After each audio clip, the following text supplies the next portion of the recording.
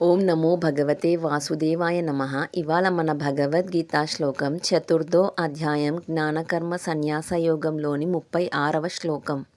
అపిచేదసి పాపేభ్యః సర్వేభ్యః పాపకృత్తమః సర్వం జ్ఞానప్లవేనైవ వృజనం సంతరిష్యసి. శ్రీకృష్ణుడు అర్జునుని ఉద్దేశించి ఇలా అంటాడు. అర్జున, నీవు పాపులలోనే అత్యంత పాపి అయిన జ్ఞానం నీకు పడవ వలె సహాయం చేస్తుంది. ఆ జ్ఞానరూపమైన పడవతో నీవు పాపరూప సముద్రాన్ని సులభంగా దాటిపోతావు. Even if you are the greatest sinner among all sinners, still by the boat of knowledge you shall cross over all sins and miseries. ఈ శ్లోకం ద్వారా మనం తెలుసుకోవాల్సింది ఏమిటంటే, పాపం ఎంత పెద్దదైనా జ్ఞానం దానిని మించిపోతుంది. అజ్ఞానం వల్లే పాపాలు జరుగుతాయి. జ్ఞానం వచ్చాక అవి తొలగిపోతాయి. గతం ఎంత చెడుగా ఉన్నా నిజమైన జ్ఞానం సంపాదిస్తే మన భవిష్యత్తు పవిత్రమవుతుంది.